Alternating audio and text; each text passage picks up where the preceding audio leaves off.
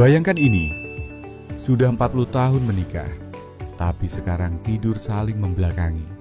Di ruang tamu hanya saling diam, di dapur hanya suara sendok dan piring. Apakah ini rumah tangga atau dua orang asing yang tinggal bersama? Raka, itu bukan sekadar usia, itu tanda bahaya yang bisa kita ubah. Banyak orang tua merasa kesepian bukan karena hidup sendiri, tapi karena tidak lagi saling menyentuh hati. Bersama saya hari ini, sosok yang telah 30 tahun mendedikasikan diri untuk kesehatan orang tua Indonesia. Bukan hanya seorang dokter. Beliau adalah penulis buku Sehat di Usia Emas dan pencetus program nasional Alzheimer. Kita sambut Dr. Siti Setiati. Terima kasih, Raka.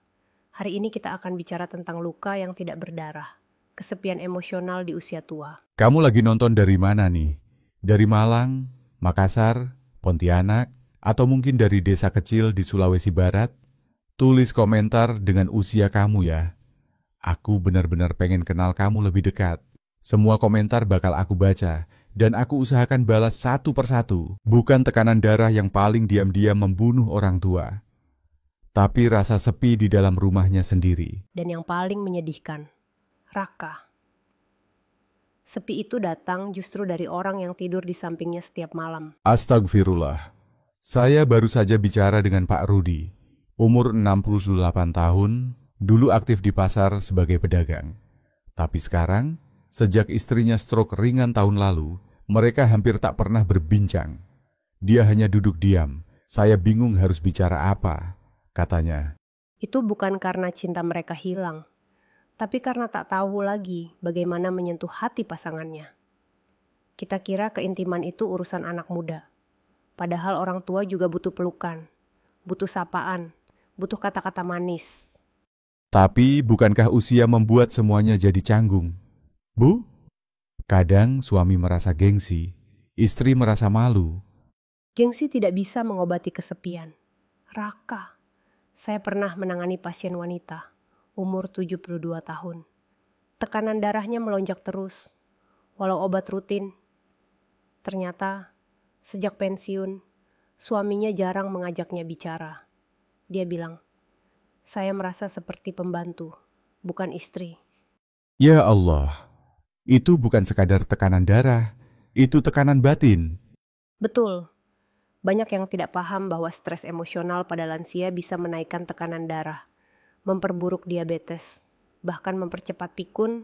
Tapi ini kabar baiknya, Raka, kondisi ini bisa dibalik. Dibalik, maksudnya? Ya, dengan hal-hal sederhana, makan bersama, menyentuh tangan, atau sekadar memuji. Apalagi kalau ada makanan seperti tempe goreng hangat atau air kelapa segar, itu bukan cuma mengenyangkan, tapi membangun rasa. Wah, jadi jangan anggap enteng tempe ya. Raka, tempe itu bukan sekadar lauk pinggiran. Itu simbol perhatian. Ketika suami memasakkan tempe untuk istrinya, atau sebaliknya, ada cinta di situ. Tempe juga mengandung isoflavon yang bisa bantu stabilkan hormon dan tekanan darah. Jadi, kalau ada pasangan lansia di rumah, jangan biarkan makan sendiri di dapur belakang. Tepat. Makan bersama adalah bentuk komunikasi tanpa kata. Saya punya pasien yang mulai membaik tekanan darahnya hanya karena mulai sarapan bersama istrinya, sambil mendengarkan lagu keroncong favorit mereka. Ini luar biasa. Ternyata solusi bukan obat mahal, tapi kehangatan yang sederhana. Dan itu semua bisa dimulai hari ini. Tak perlu nunggu ulang tahun pernikahan. Tatap wajah pasangan Anda. Ucapkan terima kasih, atau kamu tetap cantik. Itu bisa menjadi obat yang paling mujarab. Saya jadi ingin ajak ibu saya bicara dari hati ke hati malam ini. Lakukan itu, Raka. Dan ajak semua yang nonton untuk mulai dari hal kecil. Karena jika keintiman hilang, tekanan darah bukan satu-satunya yang bisa naik. Yang turun justru semangat hidup. Kamu nonton dari mana nih? Bandung, Mataram, Ternate, atau dari kampung kecil di Nusa Tenggara Timur? Tulis komentar, sebut kota dan usiamu ya. Aku pengen tahu, siapa aja yang masih setia menjaga cinta di usia senja. Bu Siti, banyak orang tua bilang, kami sudah tua, tidak butuh lagi romantis-romantisan.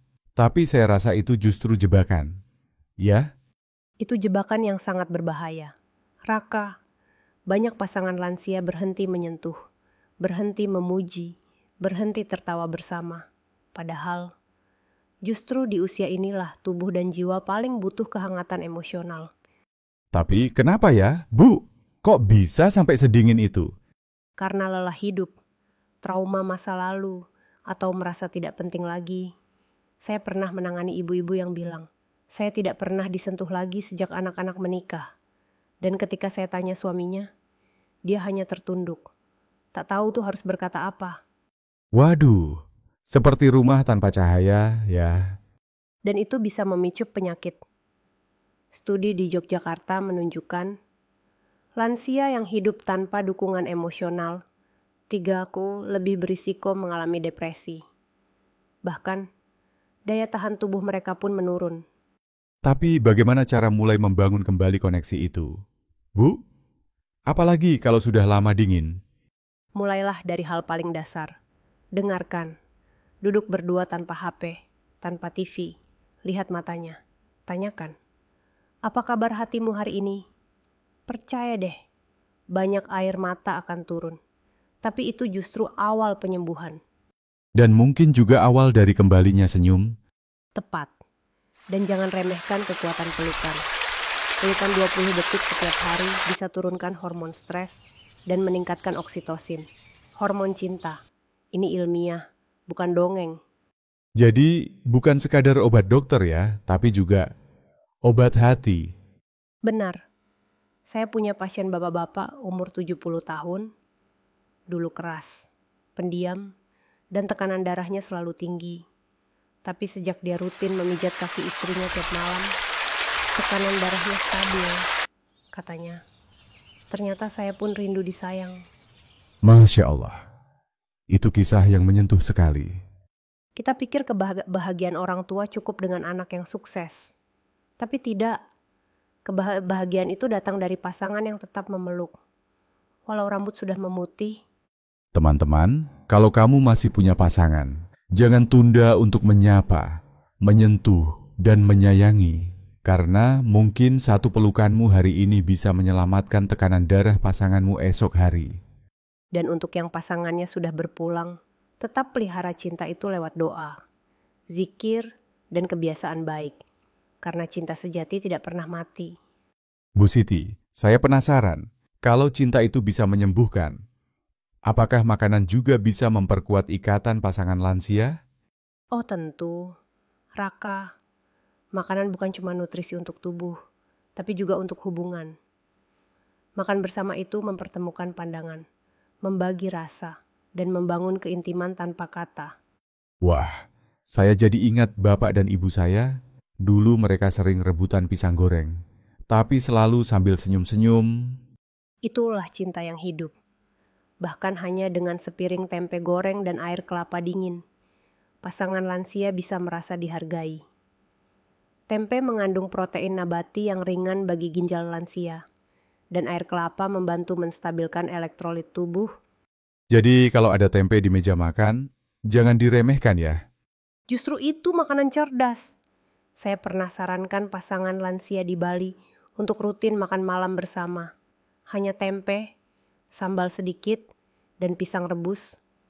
3 bulan kemudian, bukan hanya gula darah mereka membaik, tapi mereka juga mulai tertawa lagi. Dan pisang? Bu, apa manfaatnya? Pisang mengandung triptofan, zat pembentuk serotonin, hormon kebahagiaan. Jadi makan pisang bersama bisa benar-benar bikin bahagia. Sederhana, murah, tapi efeknya luar biasa. Wah, selama ini kita pikir solusinya ada di obat mahal. Ternyata bisa dimulai dari dapur sendiri. Tepat, tapi lebih dari makanannya, adalah niat menyajikannya. Ketika suami menyuapi istrinya sepotong pisang, atau istri menuangkan air kelapa ke gelas suaminya, itu bukan sekadar gerakan fisik, tapi bahasa cinta. Saya rasa banyak orang tua kita di kampung yang secara alami sudah melakukan itu. Ya? Betul. Di banyak kampung di Jawa Tengah atau Minangkabau, saya masih lihat pasangan tua duduk berdua di beranda, saling suap, saling tepuk bahu. Mereka tidak sekolah tinggi, tapi tahu caranya mencintai dalam diam. Ini pelajaran buat kita semua. Cinta sejati bukan soal usia, tapi soal upaya yang tak berhenti. Dan ingat, Raka, ketika cinta dipelihara, tekanan darah bisa turun, gula darah bisa terkendali, dan hidup terasa lebih berarti. Kamu yang nonton, yuk tulis di komentar. Makanan apa yang kamu sering makan bareng pasangan? Apakah itu tempe, air kelapa, pisang, atau yang lain? Ceritamu bisa jadi inspirasi buat yang lain. Bu Siti, tadi Ibu sempat menyebut soal hormon cinta dan pelukan. Apakah benar keintiman fisik seperti pelukan atau pijatan bisa menurunkan tekanan darah? Benar sekali, Raka, pelukan selama minimal 20 detik setiap hari dapat meningkatkan kadar oksitosin. Ini adalah hormon yang menenangkan, memperkuat ikatan, dan secara ilmiah terbukti menurunkan tekanan darah serta mengurangi hormon stres kortisol. Wah, saya jadi berpikir, mungkin banyak pasangan lansia yang sebenarnya sakit karena sepi. Betul, saya sering menyebutnya hipertensi emosional. Itu namanya. Tekanan batin karena kehilangan keintiman bisa berdampak langsung ke tubuh. Dan ini diam-diam terjadi di banyak rumah orang tua Indonesia. Jadi, bukan sekadar tekanan darah, tapi tekanan hidup. Ya, bahkan pada pasien lansia yang tidak punya keluhan fisik, tapi merasa kehilangan sentuhan dan sapaan. Seringkali datang dengan keluhan pusing, lemas, insomnia. Setelah ditelusuri, ternyata akar masalahnya adalah kesepian dari pasangan. Duh, sedih ya. Tapi itu artinya kita bisa bantu dengan tindakan kecil. Tentu, sentuhan ringan di bahu, elusan tangan saat berdoa bersama, atau sekadar menyelimuti pasangan sebelum tidur. Hal-hal ini sederhana, tapi efeknya menenangkan. Bahkan bisa bantu mengurangi risiko osteoporosis. Wah, serius? Apa hubungannya dengan tulang? Karena saat tubuh tenang dan hormon stres menurun, penyerapan kalsium lebih optimal. Artinya, tubuh lebih mampu menjaga kepadatan tulang. Jadi, cinta bukan cuma bikin hati kuat, tapi juga tulang kuat. Haha, luar biasa. Cinta bikin awet muda dan awet tulang. Betul, Raka. Dan ingat ya, cinta itu bukan selalu harus lewat kata. Kadang diam, tapi duduk berdekatan. Itu sudah cukup untuk menghangatkan hati pasangan. Jadi, kalau ada pasangan lansia yang nonton, coba deh, malam ini saling dekap sebentar. Tidak usah banyak bicara. Biarkan tubuh bicara lewat sentuhan. Dan kalau kamu sudah lama tidak melakukannya, jangan malu. Mulailah perlahan. Kita tidak bisa mengubah masa lalu, tapi kita bisa memulai masa depan hari ini. Teman-teman, coba tulis di komentar. Kapan terakhir kamu memeluk pasanganmu dengan penuh kasih? Jujur saja ya. Dan kalau belum pernah, malam ini adalah waktu terbaik untuk memulai. Bu Siti, banyak yang bilang setelah usia 60 romantisme itu hanya mimpi. Apakah itu benar? Itu mitos. Raka, justru di usia 60 ke atas, tubuh kita memang melambat, tapi hati kita lebih dalam. Banyak pasangan lansia yang saya temui mengaku lebih bahagia saat tua karena mereka sudah tidak dikejar ambisi. Yang tersisa hanyalah cinta yang tulus. Tapi bagaimana kalau sudah terlalu lama dingin? Apa masih bisa diperbaiki? Tentu bisa, asal ada kemauan dari dua belah pihak. Banyak pasien saya mulai dari hal kecil. Jalan pagi berdua keliling kampung, sholat berjamaah di rumah, atau menyuapi pasangan dengan potongan buah. Dari situ, keintiman bisa tumbuh kembali. Masya Allah, seringkali kita pikir perlu hal besar.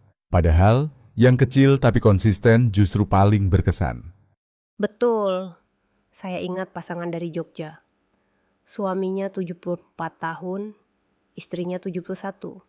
Dulu mereka jarang bicara, tapi sejak anak-anaknya memberi tantangan, setiap hari harus saling puji sekali saja. Hidup mereka berubah. Kini mereka bahkan saling kirim pesan manis pakai HP. Wah, teknologi cinta ala lansia. Ya, dan itu membuktikan tidak ada kata terlambat untuk belajar mencintai kembali. Bahkan banyak lansia yang mengalami perbaikan kesehatan setelah hubungan emosionalnya dengan pasangan membaik. Mungkin karena ketika hati tenang, tubuh pun ikut sehat. Persis, lansia yang merasa dicintai punya daya tahan tubuh lebih kuat, tidur lebih nyenyak, dan lebih semangat menjalani hari. Itulah kenapa saya selalu bilang, jangan abaikan cinta setelah usia pensiun. Buat teman-teman yang merasa hubungan sudah hambar, cobalah bangun kembali, mungkin dengan membuatkan segelas air kelapa, mengupaskan pisang, atau menggoreng tempe favorit pasanganmu. Karena di balik segelas air kelapa, ada perhatian, di balik sepiring tempe, ada kasih, dan itu semua bisa jadi kunci memperpanjang usia dengan bahagia. Kamu yang nonton, ayo mulai malam ini. Sapa pasanganmu dengan senyuman. Buka hati, buka percakapan. Karena rumah tangga di usia tua bukan soal bertahan, tapi soal kembali mencintai. Dan ingat, cinta di usia emas bukanlah akhir, tapi anugerah yang harus dirawat setiap hari. Bu Siti, dari semua hal yang sudah kita bicarakan, apa pesan paling penting untuk orang tua Indonesia malam ini? Jangan biarkan usia mencuri kelembutanmu. Kita bukan menjadi tua karena angka. Raka, kita menjadi tua karena berhenti mencinta. Waduh, kalimat itu bisa bikin hati siapapun meleleh, tapi juga menampar, ya.